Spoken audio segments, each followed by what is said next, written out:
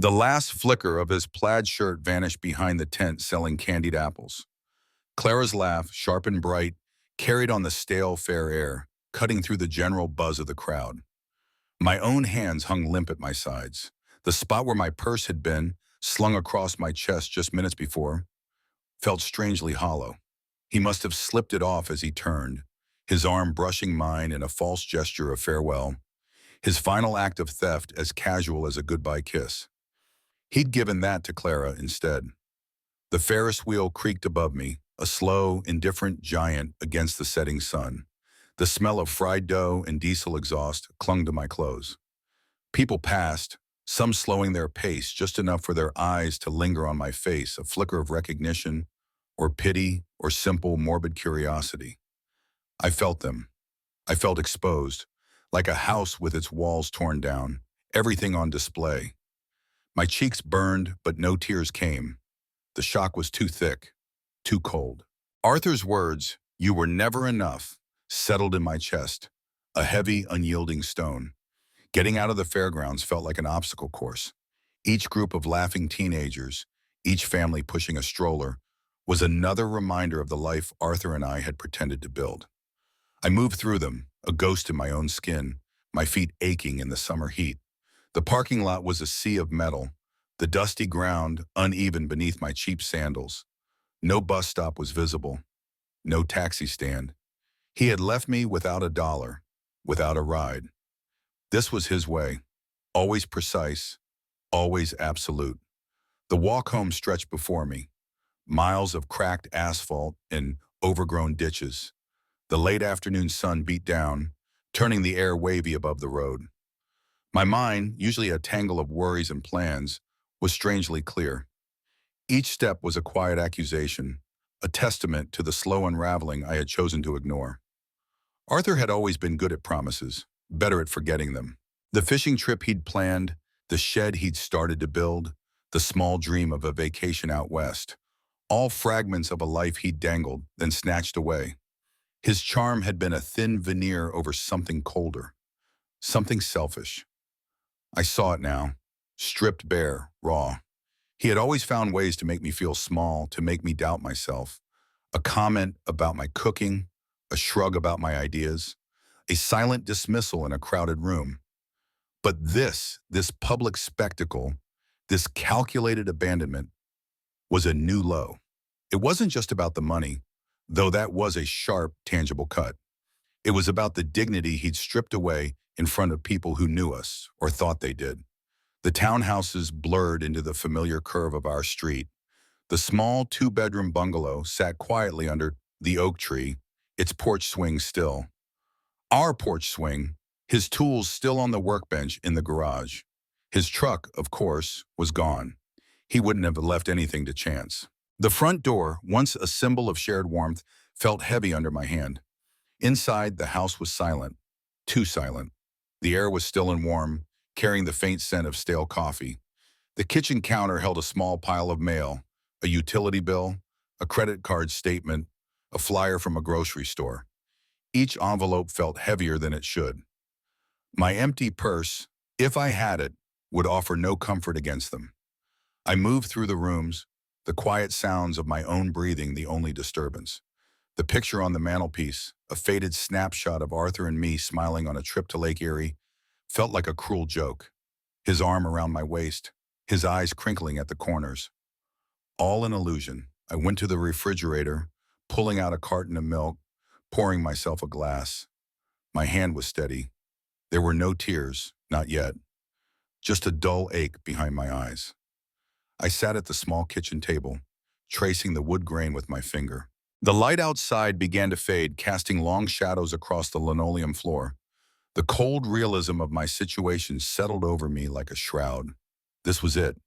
The end of one life, the forced beginning of another, stripped of everything familiar. My job at the library, steady but modest, now felt like a lifeline. The bills would come, the rent would be due. Arthur was gone, and he had taken more than just the money in my purse. The $20 bill was tucked into the pocket of an old denim jacket, forgotten in the back of the closet. A small victory, a temporary reprieve from the cold reality of an empty purse. It was enough for gas to get to work, enough for a cheap dinner from the convenience store. Not much, but in that moment, it felt like a lifeline. I ate a can of soup for supper, the broth thin and tasteless, and then sat in the dim light of the living room. The silence of the house pressed in, no longer comforting, but vast and hollow. The next morning, the sun rose with its usual indifference. I called Arthur's phone. It rang 4 times before going to voicemail. I tried again, straight to voicemail. He had blocked my number. The simple action, so typical of him, felt like another punch, quiet but effective. It was his way of severing ties cleanly for himself without dealing with the mess. He was good at that. At the library, the shelves of books offered a fragile sanctuary. The familiar smell of old paper and dust, the hushed whispers of patrons, usually grounded me. Today it felt like a performance. I smiled at Mrs. Henderson, helped a young boy find a book on dinosaurs, and checked out a stack of romances for a woman with kind eyes. My hands moved through the routine, but my mind was elsewhere, replaying the scene at the fair, the feel of his hand on my purse, the sharp sting of Clara's laugh. Martha, who worked the front desk with me, was not one for small talk, but she had a way of seeing things. Her eyes, usually obscured by thick-rimmed glasses, had a keenness I sometimes missed. She brought me a mug of lukewarm coffee during my break.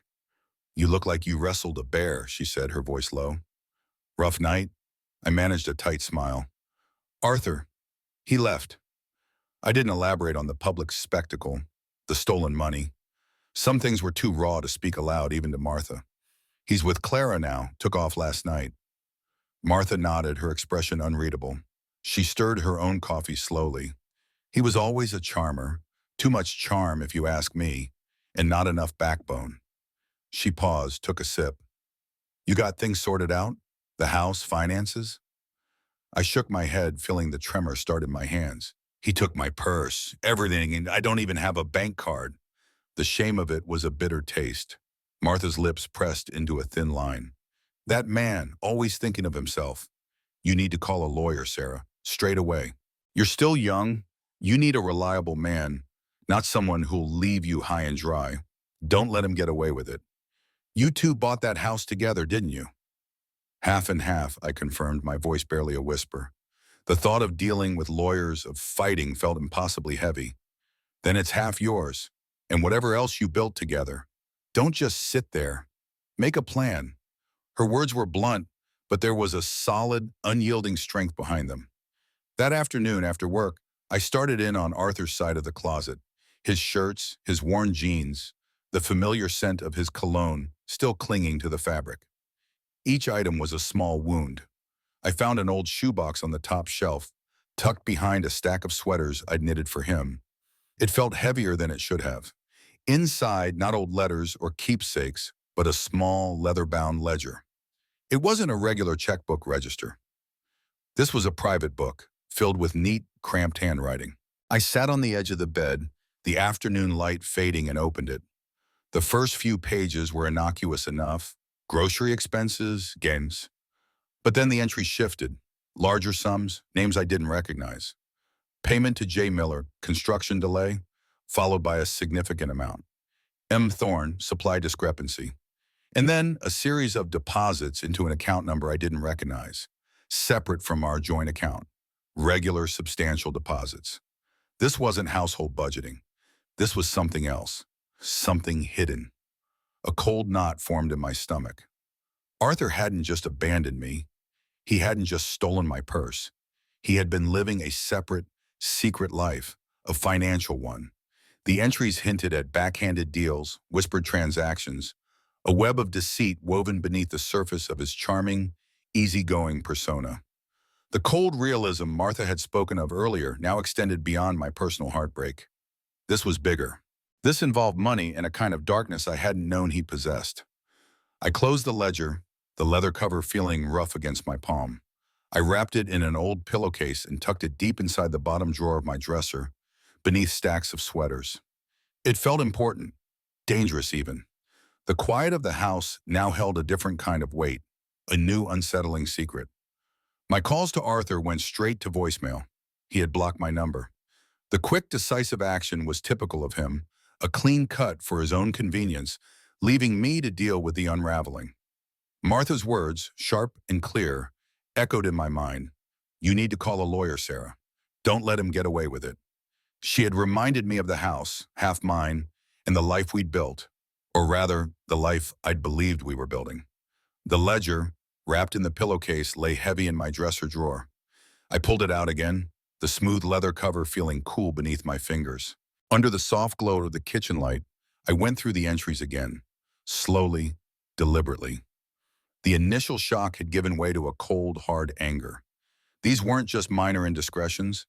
These were significant sums, unusual transactions with cryptic notes. J. Miller, construction delay. M. Thorne, supply discrepancy. Names that floated in the periphery of Arthur's business deal and things but which I'd never paid much attention to. Now they screamed of something illicit, something far more sinister than a simple affair. He hadn't just cheated on me with Clara. He had cheated on our life, our financial stability, our trust, with a systematic network of hidden dealings. The distinct account numbers, the large unexplained payments, it was all evidence of a calculated deception, a life he'd kept entirely separate from mine.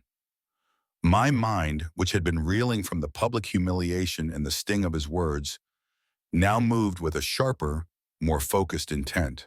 This wasn't just about reclaiming my half of the house or a share of our joint savings. This was about uncovering the truth of Arthur's life, the true nature of the man I had loved and trusted.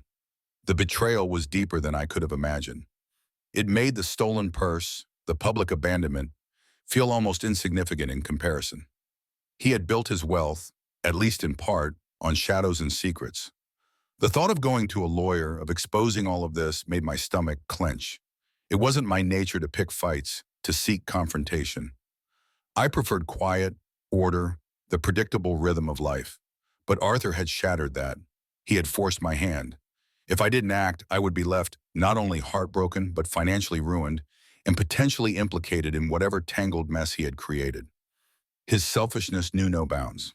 I spent the next few days in a haze, going through the motions at the library, but my mind was constantly on the ledger, turning over the names, the numbers, trying to decipher the code of Arthur's secret world. Martha, bless her practical heart, kept giving me knowing glances, sometimes leaving an article about divorce proceedings on my desk. She didn't push, but her unspoken encouragement was a steady undercurrent. One evening, I decided to make the call. I looked up family law attorneys in the yellow pages, my old-fashioned way. The first number I dialed went to voicemail. The second, a firm downtown, had a receptionist with a calm, reassuring voice. I booked an appointment for the following week, feeling a mixture of dread and a grim sense of purpose. The house felt different now. Arthur's absence was not just a void. It was filled with the unsettling presence of his secrets. I started to look at things differently. The expensive new watch he'd bought, the frequent business trips he'd taken, the casual way he dismissed any questions about his company's finances. All the small, seemingly innocent details now fit into a disturbing pattern. He had been a master of deception, and I, a willing, naive participant in his carefully constructed illusion. I thought about Clara, young and seemingly innocent, caught in Arthur's web. What did she know? Did she understand the kind of man he truly was, beneath the charm and the promises? I doubted it. Arthur had a knack for making people believe exactly what he wanted them to. The ledger was my shield, my weapon. It was proof that I wasn't just a jilted woman, but a wronged partner, entangled in something far more complex. I knew the coming fight would be ugly, messy, and painful. But looking at the neat columns of hidden figures, a cold resolve settled in. I wouldn't let him get away with it. Not this time. The lawyer's office was quiet, the carpets thick and hushed. Ms. Hayes, a woman with kind but firm eyes, sat across from me, her hands clasped on the polished oak desk. I had spent the past week gathering my courage, rehearsing the story in my head, but sitting there, the words felt fragile, clumsy. So, Mrs. Miller, she began, her voice calm and even, you mentioned marital dissolution and some financial discrepancies? I took a deep breath. It's Sarah. And yes, my husband, Arthur, he left me for another woman. But it's more than that. He took my purse, left me stranded, and I found some things, financial things. I laid the ledger on her desk, pushing it across the smooth surface. The leather cover, once a symbol of a man's secret life, now felt like a heavy weapon in my hand. This is his. I found it in an old shoebox. It details some unusual payments, accounts I didn't know about. Ms. Hayes picked it up, her expression unreadable. She flipped through a few pages, her gaze sharp, precise. Her brows furrowed as she scanned the cramped handwriting, the columns of figures, the cryptic notes. "This is quite detailed," she murmured, more to herself than to me. "These aren't just personal expenses. This looks like business dealings, undisclosed from what you're saying." I nodded, my throat tight. "We have a joint bank account, but these numbers don't match anything there. And some of the names, I've heard him mention them, but always vaguely. Business associates, nothing more." She closed the ledger, placing it carefully back on the desk. "Sarah, this changes things. Marital dissolution is one matter. But if these entries indicate fraud or illicit business practices, that's a whole different level of legal action." Her eyes met mine, serious and unwavering. This could affect his business, his reputation, even his freedom. A chill ran through me. I hadn't fully grasped the potential severity until that moment. I just wanted my half of the house, my share of our life. I wanted justice for the humiliation, for the betrayal. But sending Arthur to jail, ruining his life completely, I hadn't considered that far. "What does that mean for me?" I asked, my voice barely a whisper. "It means you need to be very careful. If you're involved, even unknowingly, in any of his illicit activities, it could complicate your position. We need to secure all your personal financial records, proof of your contributions to the house, any joint assets. The more evidence you have that you were separate from these dealings, the better." She leaned forward slightly. "This ledger is powerful evidence. It's a good start, but we need to build a comprehensive case." She outlined the steps: an immediate injunction to freeze joint assets, a formal demand for financial disclosure from Arthur, and a meticulous investigation into the ledger's contents. She spoke of discovery, subpoenas, court dates. The legal jargon swirled around me, creating a dense fog of procedures and possibilities. It sounded like a war. "Are you prepared for a potentially difficult and drawn-out battle, Sarah?" Ms. Hayes asked, her tone gentle but direct. "Arthur will likely fight hard to protect himself, especially if these allegations are true. He has a lot to lose." I thought of the fairgrounds, the dust, and the indifferent crowd, his cruel words. I thought of the empty purse, the long walk home, the quiet shame. And then I thought of the ledger, filled with his careful, deceitful hand. He had not hesitated to destroy my peace, to steal from me. My own sense of self-preservation, dormant for so long, began to stir. I said, my voice firmer than I expected. "I need to protect myself and get what's mine." Ms. Hayes gave a small, approving nod. "Good, then let's get to work." Walking out of her office, the world seemed a little sharper, a little colder. The weight of the legal process ahead pressed down on me, but also a strange sense of clarity. I wasn't just Sarah, the jilted wife. I was Sarah, the woman who had been wronged, and who was now determined to reclaim her life, piece by painful piece. The house, when I returned, no longer felt like a haven, but a battleground. I began the tedious task of gathering my bank statements, my pay stubs, every scrap of paper that proved my half of a life Arthur had tried to erase. Martha had given me Mitch's number, a casual suggestion over lukewarm library coffee. "He's a financial advisor," she'd said. "Help my cousin with a tricky inheritance." Sharp as a tack. I hadn't initially called him for that, but as the days passed and the reality of facing Arthur's tangled finances loomed, Mitch's name kept coming back to me. He was an old friend from high school, a familiar face from a simpler time. When I finally called, his voice was warm, instantly recognizable. "Sarah, well, I'll be. Long time no hear. What can I do for you?" I stumbled through an explanation, careful not to reveal too much over the phone. "It's about Arthur," I started. "Things aren't good. He left, and there are some financial complications I need help with." Mitch was immediately empathetic. He listened intently, interjecting with gasps of feigned shock and reassurances. Arthur, I always thought he was a stand-up guy. Can't believe he'd do something like that to you, Sarah. His voice was smooth, comforting. He suggested we meet in person, to go over everything properly. We met at a quiet diner on the edge of town, the kind of place where the coffee was strong and the pie crusts were flaky. The vinyl booths were worn, but clean. I laid out the story, carefully omitting the more humiliating details of the public abandonment, but fully detailing the stolen purse and, most importantly, the ledger. I watched his face as I spoke, looking for genuine concern, and saw instead a calculating glint in his eyes when I mentioned the hidden accounts. "This is serious, Sarah," he said, shaking his head slowly, but his eyes were alive. "Arthur's always been a bit of a shark in business. But this is another level. Fraud, potentially embezzlement. You could be looking at a significant claim, not just your half of the house." He leaned forward, his voice dropping conspiratorially. "We need to get ahead of this. Freeze his assets, get a full accounting of everything he owns, and then we need to think about long-term control." "Control?" I asked, a faint unease stirring within me. I'd been thinking about justice, about reclaiming my due. Mitch seemed to be thinking about something more. "Yes, if Arthur's running illicit dealings, his judgment is clearly compromised. What if he tries to sell off assets, hide funds, or worse, get rid of you entirely to silence you? He might try to pull the wool over everyone's eyes, make it seem like you're unstable." He paused, sipping his coffee. "Any family history of mental illness? Any current health issues for Arthur? Anything that would make him vulnerable?" The questions felt intrusive, too personal, but his tone was so earnest, so focused on my protection, that I pushed the unease aside.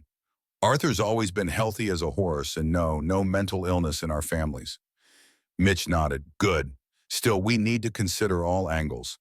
Power of attorney for his business, for his personal affairs.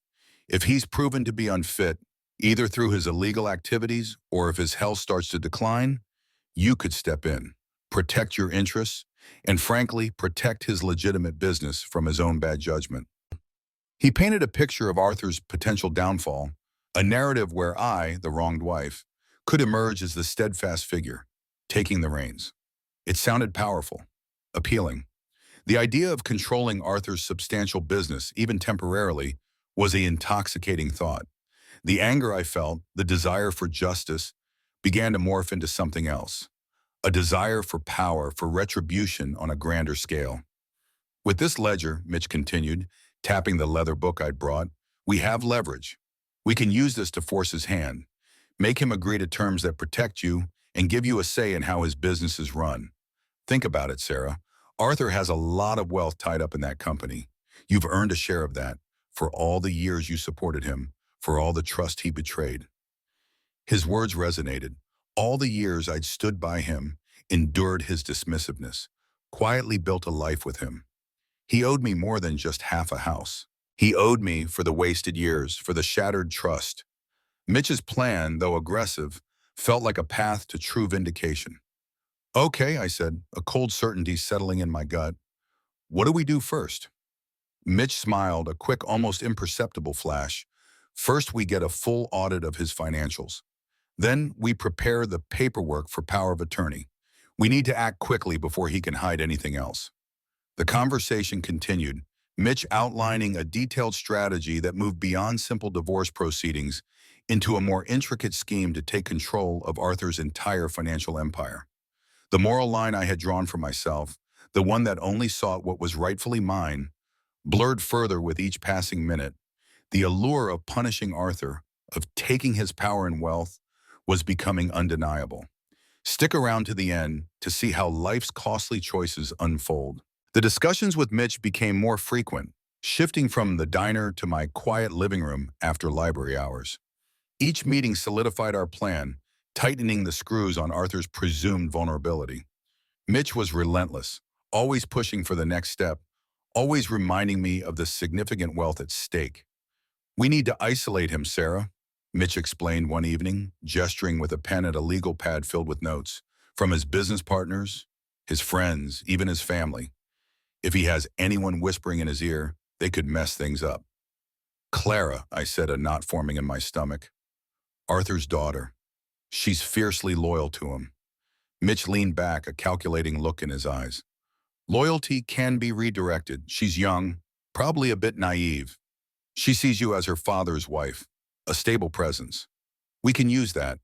Tell her Arthur's getting confused, losing his grip, that he needs someone to look out for his best interests, and that person should be you. The idea felt wrong, a step too far. Manipulating Clara, a girl who had always been polite and sweet to me, felt like a betrayal of a different kind. But Mitch's words, "protect your interests," echoed in my mind. He made it sound like a necessary evil, a way to ensure Arthur couldn't hurt me further.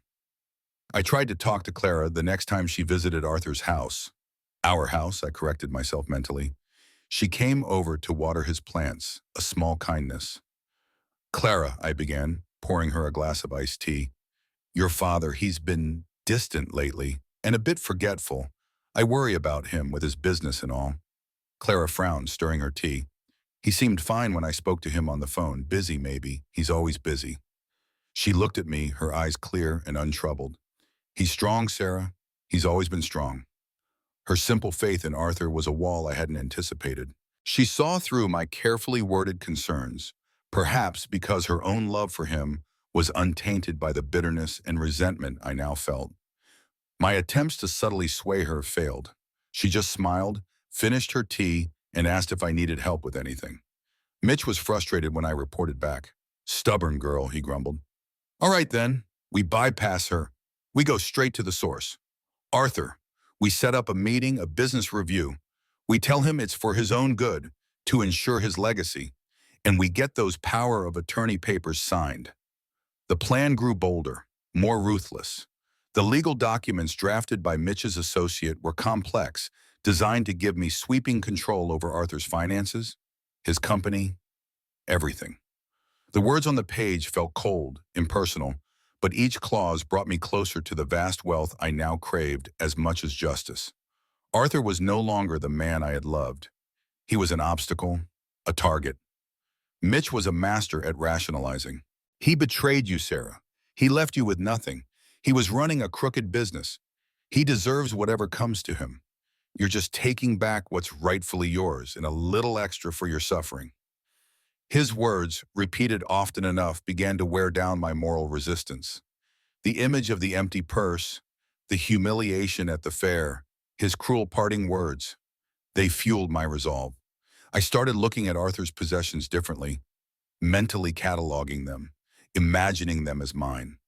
The fine art on the walls, the expensive furniture, the well-manicured yard.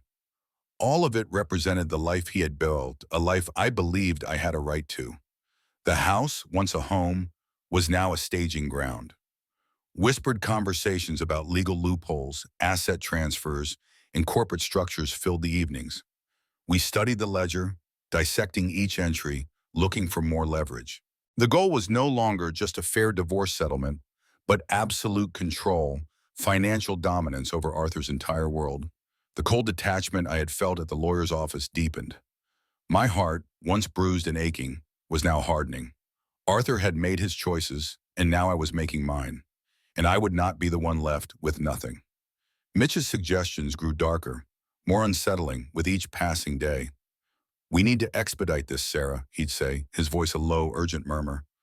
Arthur's lawyers will fight us. Draw this out for years. He could hide everything. He started hinting at ways to make Arthur more compliant, more susceptible to our plans. What if he just wasn't quite himself, Mitch mused, stirring his coffee one evening, his eyes distant. A little confused, disoriented. Doctors often prescribe things for cognitive decline in older men, things that make them easier to manage. A cold dread coiled in my stomach. You mean drugs? He shrugged, a dismissive gesture. Just to help him accept what needs to be done, to sign the papers. He wouldn't even know the difference. It would be for his own good, in a way, to spare him the stress of a long legal battle. The idea was horrifying, yet a part of me, the part fueled by anger and the desire for retribution, listened. Mitch, ever the smooth talker, made it sound almost compassionate, a way to ease Arthur into his inevitable decline, while we, of course, took care of his assets. He subtly brought up articles he'd stumbled upon online, discussing medications that could cause confusion, disorientation, even memory loss, all under the guise of treating various ailments. He spoke of how these could be administered discreetly, dissolving in a drink, untraceable if done correctly. I found myself staring at Arthur's medicine cabinet, a place I had always ignored. The bottles, the colorful pills, seemed to hum with a dark new possibility.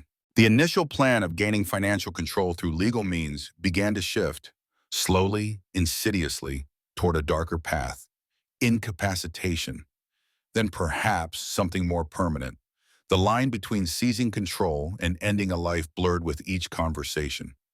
Think of it, Sarah, Mitch pressed, sensing my hesitation. Absolute freedom. All of Arthur's wealth, your name on everything. No more struggle, no more looking over your shoulder. Just a clean slate, a new beginning. He reminded me of Arthur's past betrayals, the ledger, the humiliation. He painted him as a dangerous man who would stop at nothing to protect his secrets, even if it meant dragging my name through the mud. Arthur, he argued, was a threat, and threats needed to be neutralized. The thought of harming Arthur, of actively ending his life, was a monstrous idea. It twisted my gut, made my hands tremble. But the allure of this vast fortune, combined with Mitch's persistent reassurances that it would be painless, untraceable, and for the best, slowly began to erode my moral compass. He explained that a slow, subtle dose, disguised as regular medication, would simply appear as a natural decline, consistent with a man his age. No one would question it. The doctors would attribute it to old age, to stress. The house, which had once felt like a battleground, now felt like a place where a terrible, irreversible decision was being made. My own reflection in the darkened window looked unfamiliar, colder, harder. The woman I had been, the woman who worked at the library and loved quiet evenings, was fading, replaced by someone driven by a chilling blend of hurt, greed, and a desperate craving for control. We started discussing dosages, timing, and how to administer it without detection. Mitch was disturbingly well-informed. He seemed to relish the details, his eyes gleaming with a predatory light. He assured me it would be easy, that Arthur was already so trusting, so complacent. A knot of fear and excitement began to tighten in my chest. The path was set. The final act of our deception, the one that would secure our future, was drawing near. Arthur, the man who had discarded me so easily, would finally pay the ultimate price.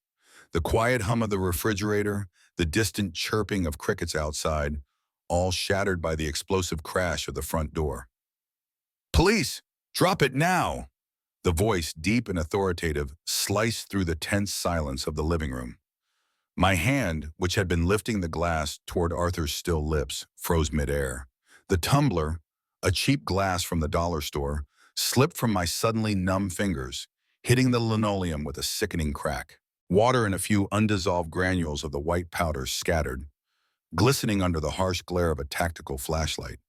I stood there paralyzed, the image of my own reflection in the wet floor, contorted by terror, staring back at me.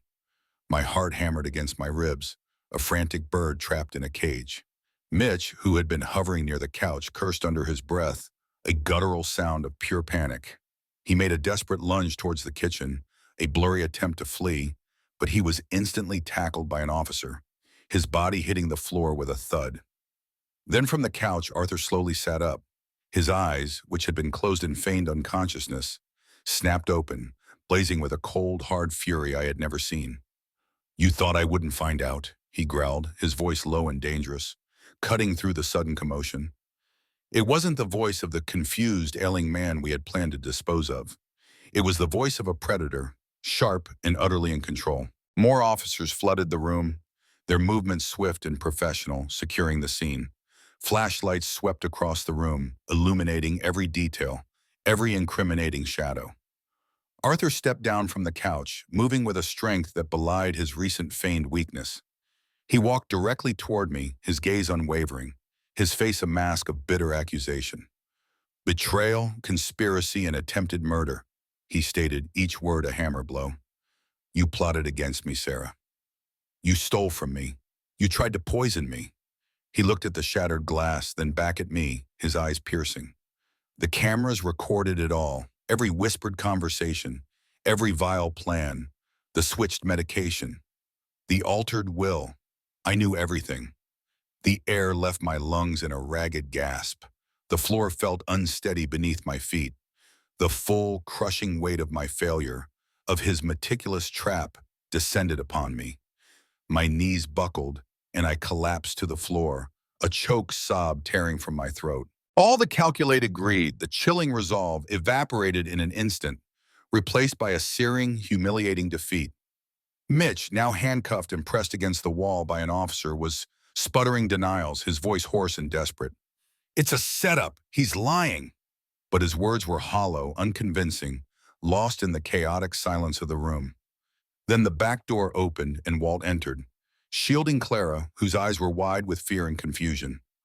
Walt quickly pulled her away from the grim scene, ushering her further into the kitchen, away from the evidence of my crime. Arthur turned, his face softening slightly as he saw his daughter. He walked over to her, pulling her into a tight embrace, whispering reassurances, promising her safety and a future free from this darkness. His eyes, still holding that cold fire, now conveyed a fierce, protective love. As two officers helped me to my feet, placing my hands behind my back, I saw Arthur look at me one last time. There was sorrow in his gaze, a flicker of the man I had once loved, but it was quickly overshadowed by a righteous anger, an unyielding resolve. My hands were cold as the handcuffs clicked into place, the sound a stark, metallic punctuation mark on the end of my failed scheme.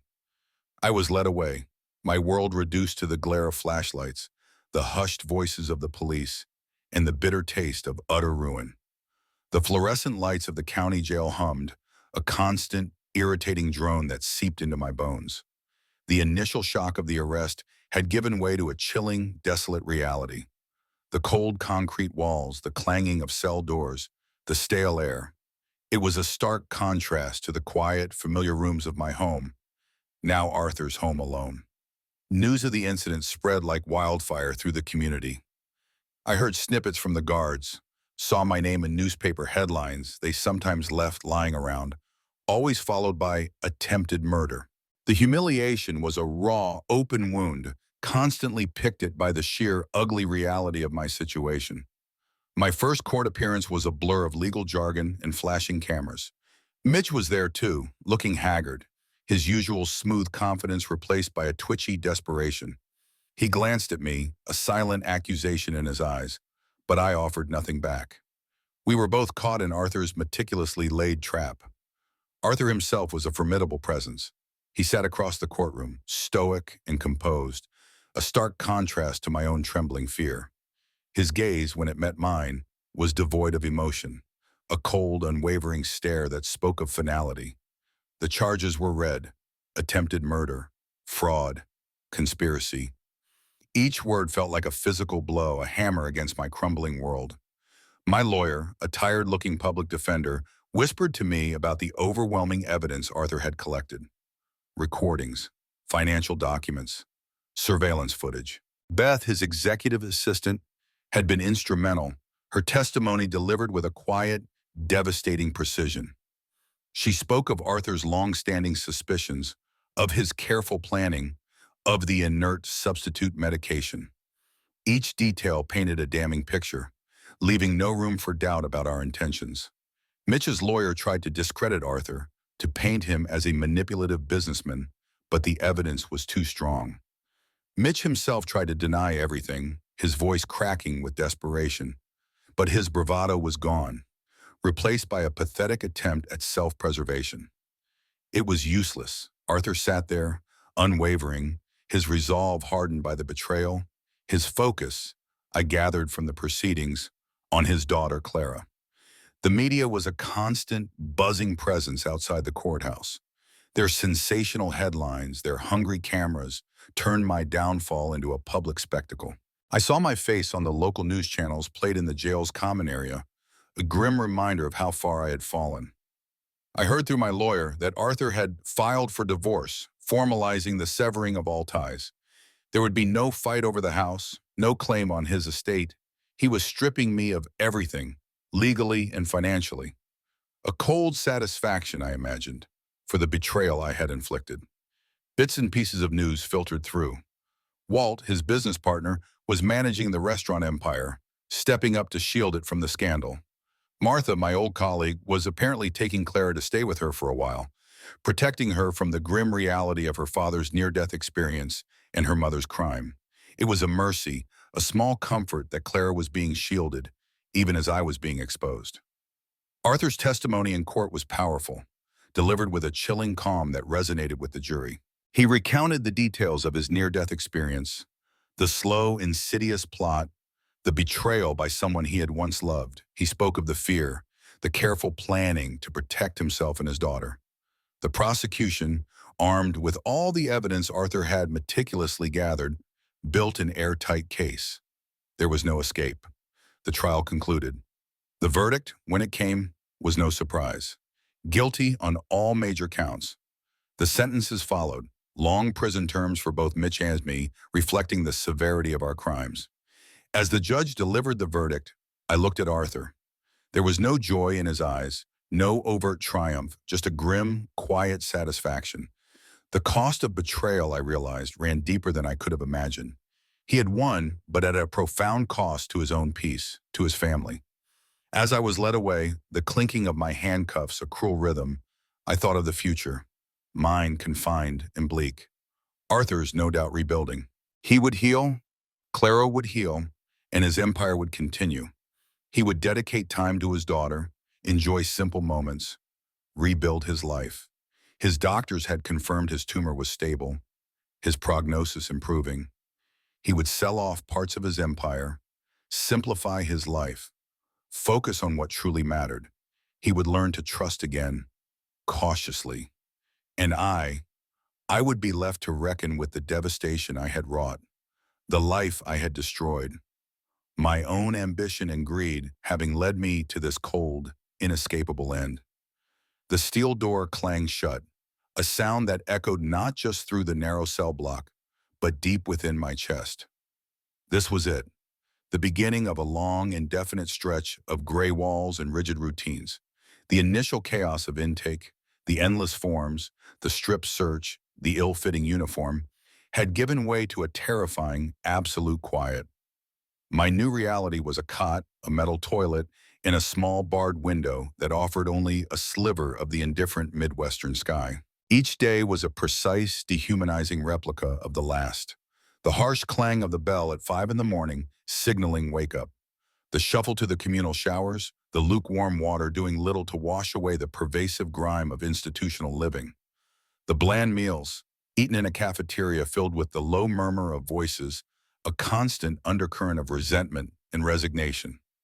Then, the work assignment, folding laundry in a hot, humid room, the rhythmic whir of industrial machines, a backdrop to my own grinding thoughts.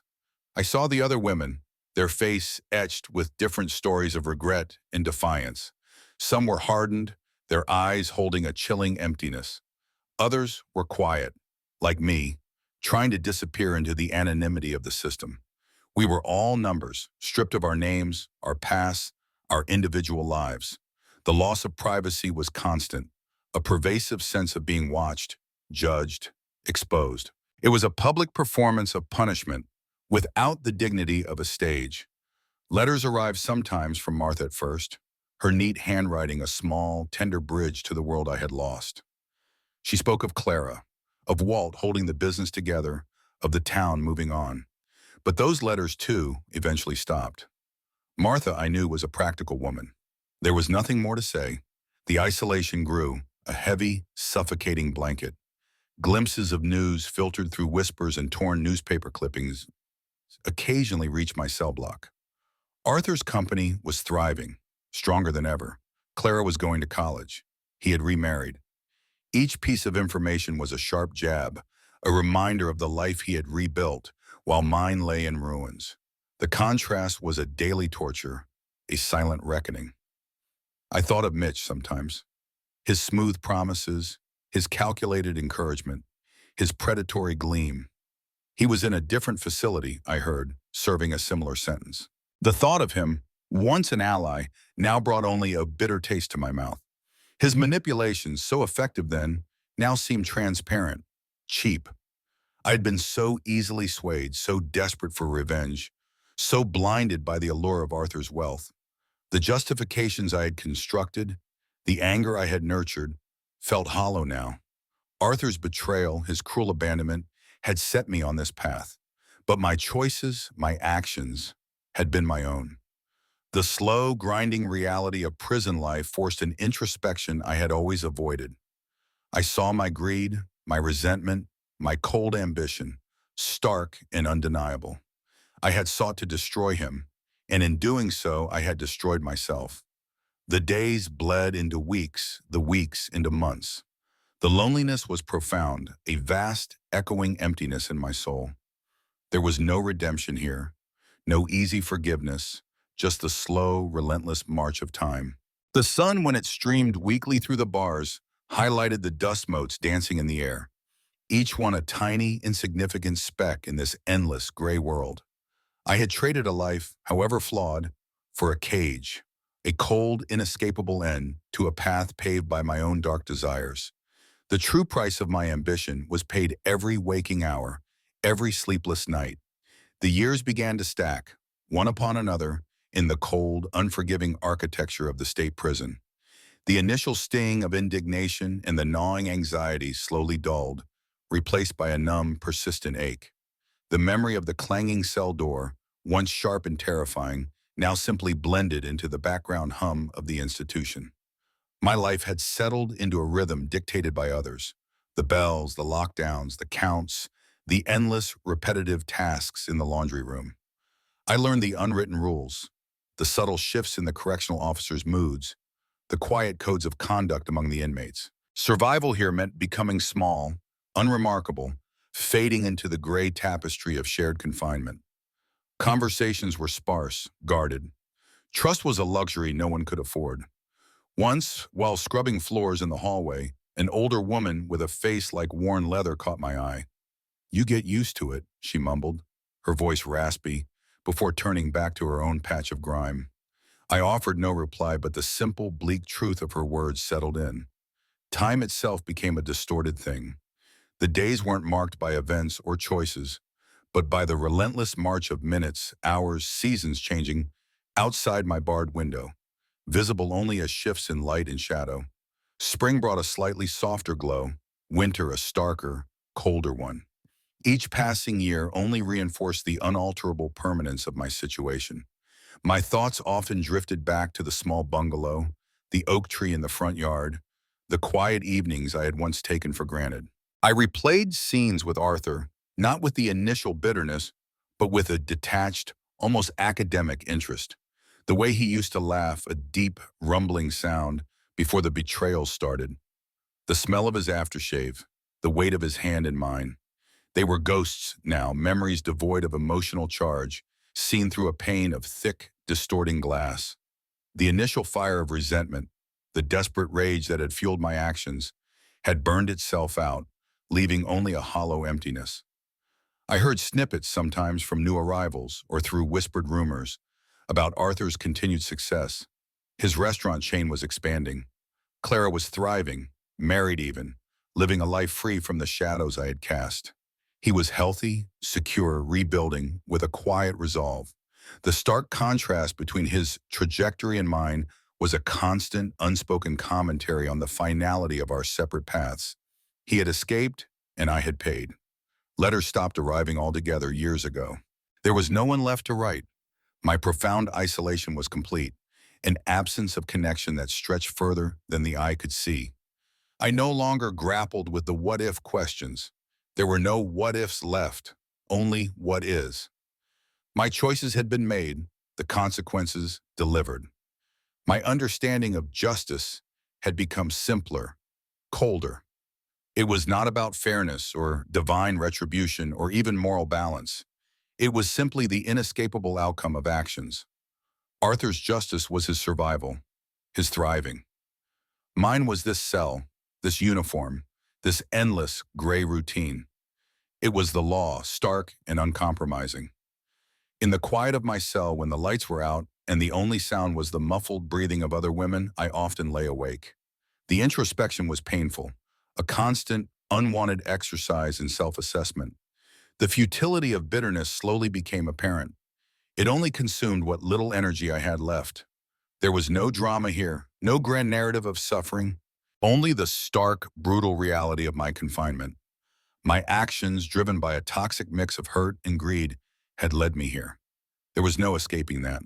The weight of my choices had settled into a heavy, permanent ache, a silent burden carried every day, every moment. It was the price, exacted in full, for everything. The years continued their slow, measured march. Inside, nothing changed.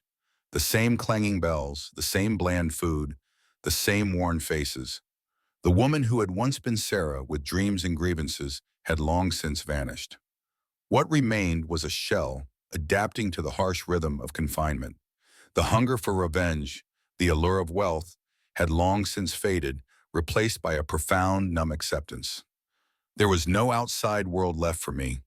Arthur and Clara, their lives thriving, were distant, cold facts. Images from a movie I had only half watched. I saw no hope, no prospect of release, only the continuation of this bleak, unyielding present. My choices had led me here, every single one of them, from the moment I held that ledger to the moment that the glass shattered.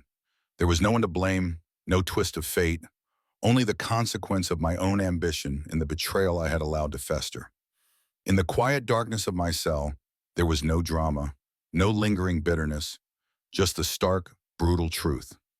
My life as I had known it was irrevocably lost. This gray, confined existence was my permanent reality. It was, I finally understood, my just desert.